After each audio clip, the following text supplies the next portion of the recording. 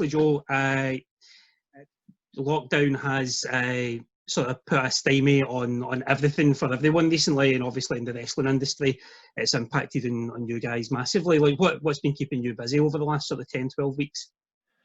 Yeah, obviously things have for everybody. You know, it's certainly been unprecedented. I guess for me, I've just tried to keep myself as busy with my workouts and things like that as much as possible. Been lucky in my area in the UK recently. The weather's been really good, so I've been able to utilise my gym, which is now my garden.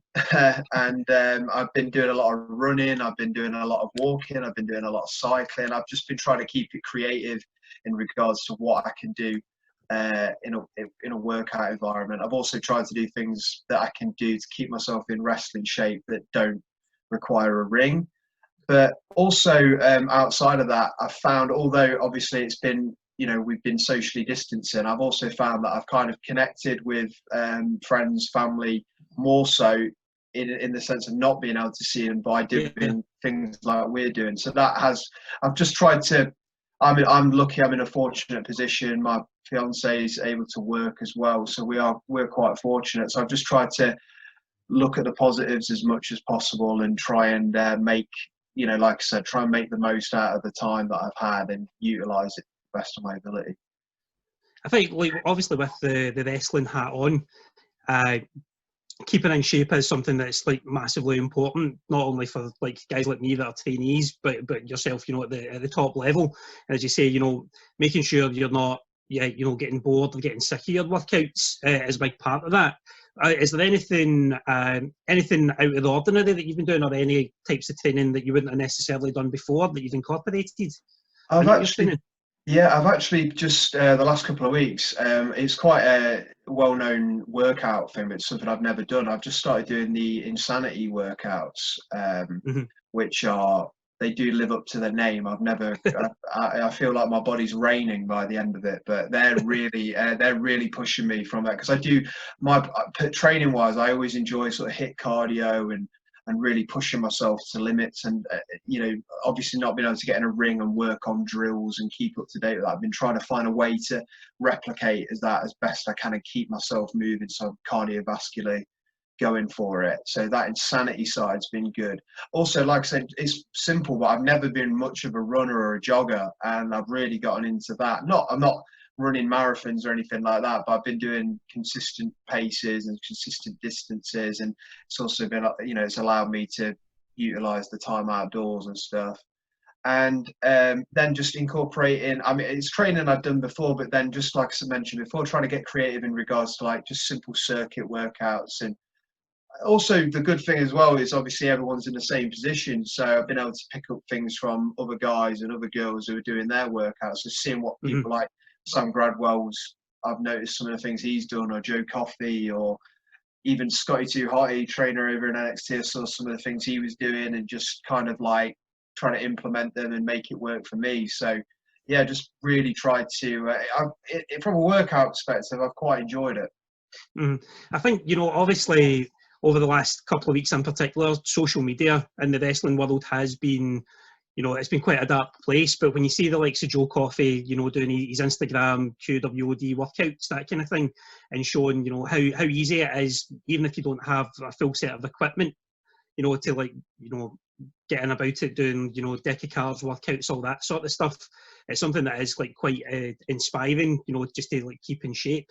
And obviously you're keeping yourself in as good shape as possible for when you do get the call, that you can get back in the ring and get back in the road. In terms of, you know, cutting your sort of the momentum that you had leading up to before lockdown came in, how are you looking to sort of hit the ground running once everything is back up and running? Yeah, I mean, obviously you hear a lot of the cliche kind of answers, you know, I'm going to come back better than ever and stuff like that. But no, I really have tried to, you know, obviously it's a shame that everything was put to a halt and the momentum's kind of, you know, paused. But in that time, I've had a chance to reflect. I've had a chance to sort of think and look at my own work and think about what I want to do going forward. And I feel like, you know, I've had some, like many people in sports and especially wrestling, I've had my ups and downs, and now I feel like I'm coming in with a different mental outlook, a physical outlook, and I really want to hit the ground running. I know, like I say, that's one of the cliche terms, but it's going to be maximising every opportunity to the fullest, which is something I've always tried to I've always tried to do. But I don't want to just be a middle of the pack guy. I don't want to just be making up the numbers on our roster, because there's obviously a lot of talented men and women. I want to come in and really work my way up to the top, and that's not something I want to do. That's something I have to do, and I'm going to do everything in my power to make that come to fruition. Well, you were well on the way to it, in my opinion, before all this happened with the JC's takeover worthy stuff that you were doing on social media and trying to get across on the NXT UK shows. Was that something that you had sort of pitched to creative, or was that something that they had sort of put in your mind to take that ball and run with it, to give yourself that wee bit of a push? Well, as I mentioned, I had some ups and downs, and then it all kind of came to fruition. I interfered in a match between Travis Banks and Ligero, and was given the microphone. Well, took the microphone and had the opportunity to sort of say what was on my mind. And the term "worthy" had come up, and that word kind of really hit a lot for me, personally, professionally. And it's obviously it's something I've made a hashtag and a saying and a catchphrase, but it's more than that to me. And it's really sort of a mantra almost, and it is something I really believe in. And I believe in myself. I believe in what I represent. And like you mentioned, I've had some good scores in the win column, and then I've come up short in one of my more competitive matches against Tyler. But I think that showed people, even in a defeat, I'm here to be in that top echelon of the NXT UK roster. So definitely the worthy thing for me is not just a hashtag, it's not just a saying. It really is it's something I truly believe in, and it's a focus that I can really get into. It's something as well that you, as you say, you've created the hashtag. It's something that the fans can get behind as well, and obviously you want that rub from the fans to push you on towards sticking around in the upper echelon there. Is that something? So obviously that is where you want to be, but is there anything that you've sort of put into your work over the last year or so that has seen guys in the back office maybe get behind you that wee bit more because of the work that you're doing? I think obviously we have the Performance Centre in the UK that we all have access to, and I think everyone is grinding and working and just trying to show why they deserve to be on the roster and why they deserve to be in the spots that they're in. And I've just always tried to, I think the important thing in this industry, and really any profession you're involved in, you can't be worried about what Tyler Bates doing or what Walter's doing or what Dave Mastiff is doing. You've got to be worried about what Joseph Connors is doing and how he's going to get better, and trying to take everything that I'm learning at the PC, all the extra work, and then when I'm away from there, trying to look into different facets of my career and other things I can do to improve myself, whether that be from a talking perspective, from an athletics perspective. So it's just trying to, and I think hopefully that comes through to the people, the trainers and the people that are around me. And it's that I feel that for me, I mean, there's people who support what I'm doing. That obviously, I've been lucky enough to be a part of the whole WWE UK, which is then obviously transitioned into NXT UK from the beginning. And I think there's always been glimpses of people seeing things in me. And it's just a case of me taking that and applying it to the absolute most level. So, like I say, everyone who shows up in NXT UK is there to work, but it's not worrying. It's like I say, you just got to not worry about what others are doing or who's ahead of you or who's behind you. You got to just keep looking forward. And I think that's the thing I'm most focused on, is just me and what I can do and what I bring to the table and the wrestling ring. Awesome. Now, you mentioned there about looking forward, and myself, I was looking back last night in preparation for chatting with you today. I was watching your matches over the last wee while with Tyler Bate, as you've mentioned, and with Rich Holland as well. Two very different matches against two guys that it's fair to say that well, obviously Tyler's a lot younger than you, in terms of years. Whereas Ridge Holland, he's maybe not as experienced as you are in the ring. When you're coming up against guys that are maybe, 5-10 years younger than you, or guys that are new to the business, do you find that there's much of a difference in the way that you sort of approach those matches, or the way that you kind of you go about preparing for them? Well, I think the great thing about, why people like you and myself are into WWE is the fact that it is there's so many. If we named 10, 15, 20, 25 different wrestlers, men and women, they all bring something different to the table. So the two that you've just mentioned there, Tyler and Luke Menzies, are completely different styles, completely different backgrounds, but both incredible athletes, both incredible performers. And I feel like when you in this business, I don't try and focus on how old somebody is or anything like that, because I know some people who are 35 plus who are in the greatest shape, greatest health of their life, who would put some teenagers or 18-year-olds, put them to their paces. So I try not to. When I look at Tyler and when I look at Luke, when I look at Ridge Holland, I just look at obstacles that are in my way and are trying to stop, trying to prevent me from getting to that next echelon. And I've got also with me, I try and adapt my style to the people I'm around, but I also try and bring a bit of a psychological game plan. That's with what I do, and try and get in people's heads a little bit and try and create a bit of a ruckus. Obviously, when someone like Tyler is such he's one of those people, you can show him something once and he'll do it 5-star. Just an incredible athlete. I can't do some of the things Tyler can do, but then I don't think Tyler can be quite as ruthless as I can be. So, and I've picked up, and I've also, before coming to WWE and then being involved in WWE, I've also been lucky enough to face, men from all over the world, whether it be the UK, whether it be Japan, whether it be Mexico, and you pick up a little bit from everybody, and you've just got to take that into each match. And, those two matches you mentioned, completely different styles, completely different ways of going into it.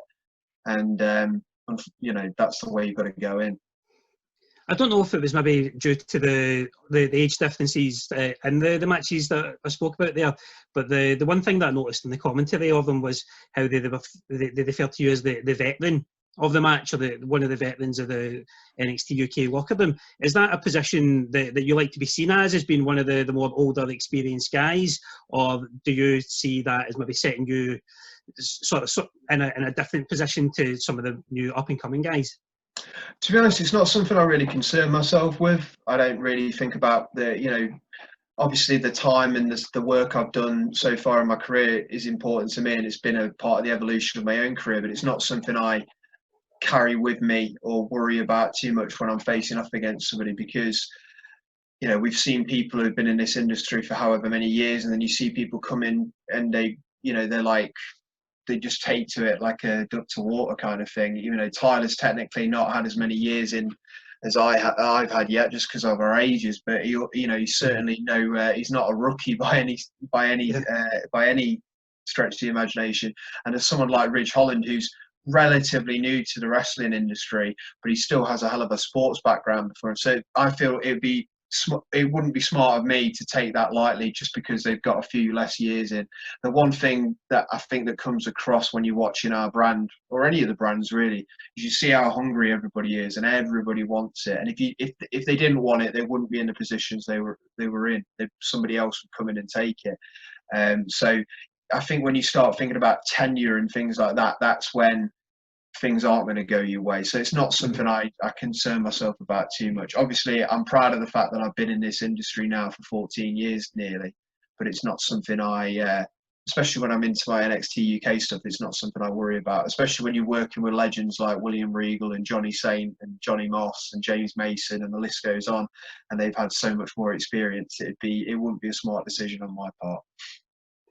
Now, you've mentioned working with legends as you've listed there, and when you were over here in Northern Ireland back in November last year, you got to face off against another British wrestling legend in Jody Fleisch, and you told me at the time that was the first time that you'd ever fought Jody. How important was it for you to prove yourself against someone of such a high caliber outside of the WWE bubble? you know, to come over to a different country and put on that kind of match? Oh yeah, definitely. It was a huge thing to work Jody, just because, like, I think I may have mentioned to you before, like, I'm quite lucky when I look at the people I've wrestled, especially from, you know, the Doug Williamses, the Johnny Storms, the Rampage Browns, the Pete Dunnes side of it, you know, all these kind of guys. I've had at least one or multiple of matches against him, whereas Jody was one of those people I'd never crossed paths with inside the ring, but I'd always respected him outside of it. You know, when I was growing up and starting to learn about the British wrestling scene, and the man I trained with, Sticks, who had experience with him, would show me stuff. And, you know, he obviously is a freak athlete and he's in incredible condition. So it's very rare you get those opportunities to get in there with a legend, but also someone you've not had the opportunity to face. So yeah, it was a big thing for me. Because I got a lot of respect for Jody inside and outside of the ring. So and just he hasn't sort of lost a beat. You know, and he was one of the pioneers for the style, especially on our scene, that you didn't see. I mean, him and Johnny, the matches they had, you know, they worked up and down this country and around the world and still do. The stuff they were doing back then was truly groundbreaking. So it was really cool to get the opportunity to do it with Jody. And obviously, you were coming over for Titanic Wrestling for that show as well. Have you found that when you've been over in Northern Ireland in the past, I know that you faced off against Tucker on a couple of occasions over here. Do you find that the crowds over here are any different, or do they approach the sort of independent wrestling differently to what you'd be used to performing up and down England? No, I mean, every experience I've had in Northern Ireland's been really good, and you know, you've named a couple of the guys I've wrestled who are all top talent. I do remember the match I had with Tucker was in a freezing cold building, though. I do remember that. It was, I think I may have mentioned to you, it was, well, God, I've never been so cold in my life, like getting into my trunks and then wrestling. It was, I wanted to pick up the pace in that match just to get my body warm. But no, Northern Ireland's always been really cool. And I think, like, we've been, you know, just the whole independent wrestling scene, you know, and the NXT UK scene. I mean, the crowds and the energy have been awesome. It's like I've been lucky enough to wrestle in Europe, and the crowds have such energy, and it's so different. I mean, I was lucky when I first started, but it was so cool to be performing. But the crowds we got when I first started in the places I was wrestling, you know, I've said it before when I've spoken to people, if there was 100 people in the audience, that was like a WrestleMania crowd for us. Whereas, you know, coming to Northern Ireland and wrestling for Titanic and the promotions I've wrestled for, or whether it's been on an independent in the UK, we're always getting handsome audiences coming there. And it's just cool. And you see the mixture of audience as well. It's not just one group or one age range or anything like that. That's what I love about it. That's what's so cool about what we do, is there's something in there for everybody. And wherever I go, I've always had fun, and I've always appreciated the audience I've been in front of. So Northern Ireland certainly was no different for me.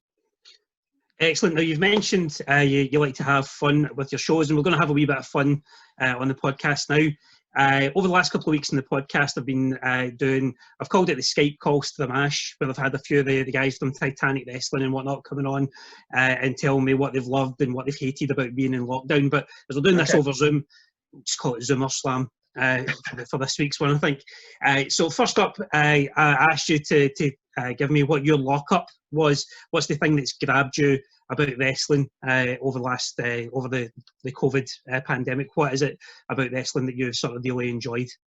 Oh, there's been a few things, but I'm sure you've probably watched it, but the Last Ride series on the network has been incredible. And we talked about ups and downs and stuff like that, but like watching, one of the biggest, if not the biggest legend, that's ever come out of the industry, seeing The Undertaker talk about, all the peaks and valleys he's had in that period, that's been incredible. That, like, so my fiance is relatively new to wrestling, and she stopped and watched that.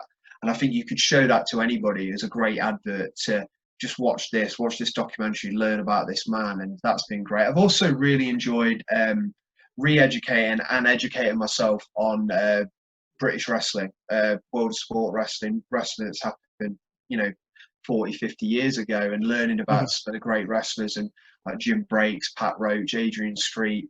We've had, you know, people like Robbie Brookside, Mr. Regal have given us matches that we should go seek out and watch. And I've really enjoyed seeing some of that stuff. And I mean, I really advise people who listen to the podcast to check out some of those names. And then, you know, certain matches that just stand out. Like I think obviously WWE, Raw, SmackDown, NXT been performing in the Performance Center, and it gives that, obviously at the minute we can't have a massively live audience there, but then you're also seeing work when you're seeing like a Drew Gulak against a Daniel Bryan, and you're hearing everything bland, and you know, their work looks so, you know, ready and tough and gruff. And the same, like another match that stood out just recently, Thatcher versus Riddle on NXT, which was just, I really enjoyed watching that. I mean, there's been loads of stuff, but that's some of the stuff that really comes to mind straight off the bat. And going back to, you mentioned about watching The Last Ride there, obviously as, you know, one of the more experienced, one of the veteran performers in UK wrestling, has there anything that watching The Last Ride taught you about sort of preserving your longevity in the game? Because obviously a lot of The Last Ride's been focusing on The Undertaker wanting to have, you know, the perfect send-off. You know, you think he's building up to it, and then he's not happy with how the match has gone or whatever, so he's looking for that next hit to be the final one. Has any of that resonated with you the further you're going on with your career?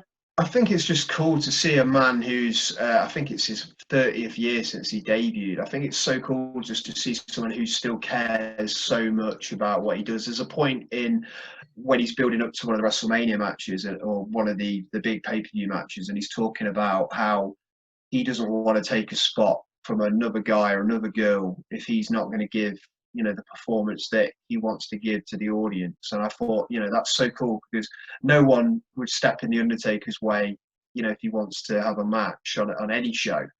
And but the fact that it means so much to him that he wants to perform at the highest level, and also just seeing him, you know, I mean, we all love the Undertaker, we all respect the Undertaker, but it really, how much it means to him, how much, even after all this time, the rush and the adrenaline and being that character is so crucial. So, I mean, there's so many. It's very. I mean, it's inspirational watching that. It gave me that. It gives me that surge every time I watch it. Like, I want to get back in there. You know, I want to. I mean, obviously, I can't. I've never stood in the Undertaker's shoes, but just getting an idea of what it's like, just a small taste of what it's like to be in the man's mind and what he's achieved. Is, you know, I really recommend it. If you haven't watched it yet, anyone, like, get the network on and watch The Last Ride, because it's incredible. It certainly has been. I was really gutted that there wasn't a new episode this week. I thought that episode 4 was coming on this week, but instead it was the Sting documentary of the lost tapes. So that kind of made up for it. But obviously that's been a really good thing in wrestling for you. What has been the heat for you, Joe? What has been the thing that you've disliked about wrestling over the last few weeks? I mean, it's a simple answer, but just not being able to be in there myself. You know, I've talked about all the preparation and working out and all the normal stuff I'd be doing, but it's hard not being in there personally. This is one of the longest times I've had without, you know, having a match or being in a ring and training, other than maybe injuries and stuff. But I've always kind of bounced back as quick as possible. And it's, you know, it's been tough, but then I also remind myself that, you know, people are in a lot worse positions than I am, and wrestling will be there, and NXT UK will be there when we're safe and ready to do so. And I think also, I mean, I think it's like I said, I think it, you know, the empty arena stuff, and now having some people in the crowd has been an interesting perspective and a unique situation. But then at the same time, you know, when you see a match like Rhea Ripley versus Charlotte Flair, which was awesome at Mania, but it's also be cool for the live audience to experience that again. So, you know, for me personally, just not being in the ring, it's an easy answer, but it's the truth. I want to be back in there personally myself. I think that's what we're all feeling, whether it's us trainees not being able to get in and train, you guys at the higher level not being able to go out and do the shows. It is really frustrating. And, you know, as you were saying earlier on, you can't go about bumping in your back garden, you know, to keep it in shape. You can do rolls and whatnot, but there's nothing quite like taking that bump. And I think, as welcome as that first bump's going to be once we all get back in, it's going to be a sore one. It's going to be a sore one. I think what you have to remember is, and somebody said this to me, you have to remember that pretty much everybody's starting off the same starting grid. So, you know, whoever you are, you're pretty much coming back to it in the same place. So it'll, you know, and like you said, once you get back to it as well, people will, you'll appreciate what you've missed, whether that's pro wrestling or whatever you haven't been able to do during lockdown.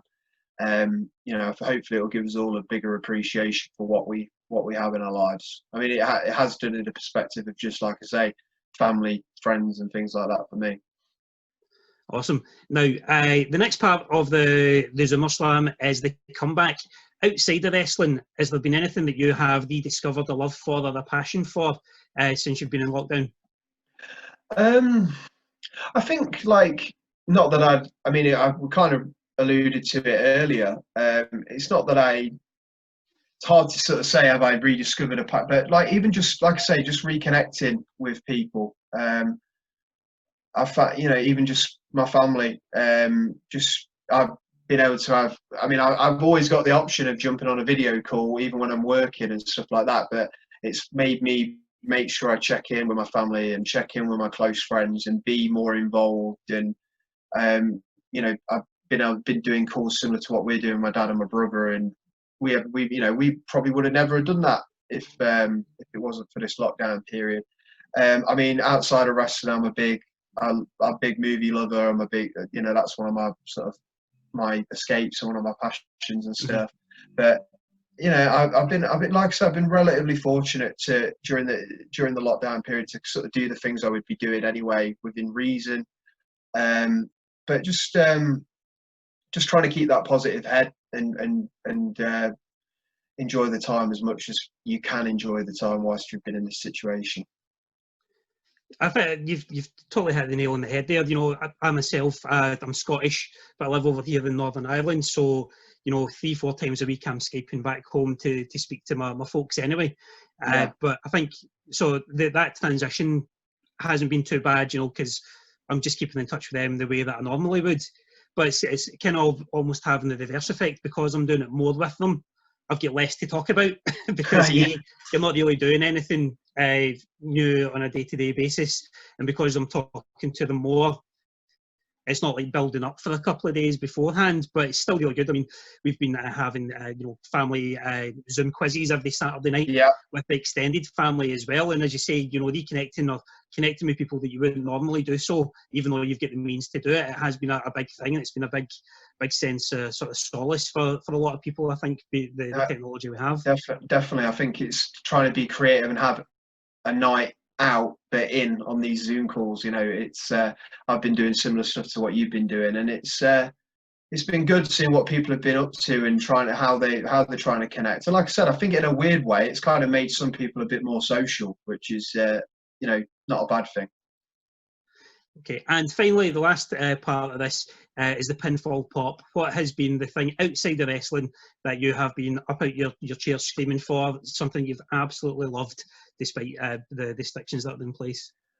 Well, I don't know if I jumped out of my chair and screamed yet, but I did. I mean, the two of the things I've really enjoyed, and I think a lot of people have, when lockdown first hit, was it takes, I don't very rarely binge watch things, but I binge watched Tiger King, which was incredible. Like, which me and my fiance just rattled through that. And then another one that's been really popular, and I knew nothing about, like, basketball, but I've watched The Last Dance on Netflix, and I just, you know, it's a word I used earlier, but found the whole thing just really inspirational, really translated to, you know, what I do. And I thought that was awesome. So even just sitting and watching those, I absolutely fell in love with both those documentaries for different reasons. But they're massive standout things. Like I said, I'm not sure how high I jumped off the sofa, but I got close. Yeah, they're both really good, and I've really enjoyed binging them. And like I said, I'm not one to just sit and, I'm more of a movie person a lot of the time because I just don't have the time to sit and watch loads and loads of TV.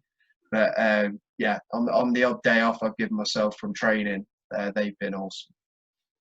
I think when you're talking about The Last Dance there, but like I was dumbfounded by it. I absolutely loved it. It's been a while. I think Breaking Bad was probably the last show where I was waiting every week, with anticipation for the next one on it. And I think as yourself being, a sports star and an entertainer at the top of your game, it's hard not to be inspired by Michael Jordan, even though, at some points he comes across maybe as a bit of a bully, a bit of a sociopath, but he did all those things, making up scenarios in his head to make him angry, to then go out and perform to his best. Just the psychology of it, I think a lot of that sort of translates right into wrestling. There's a lot that I think trainee wrestlers like myself can take from it. Guys looking to push themselves to the next level can take from it as well. Yeah, I 100% agree. And once again, it's that same story of, like everyone, ups and downs, peaks and valleys, and even in that documentary, it's full of those, and how they be resilient against it, which was really cool to see.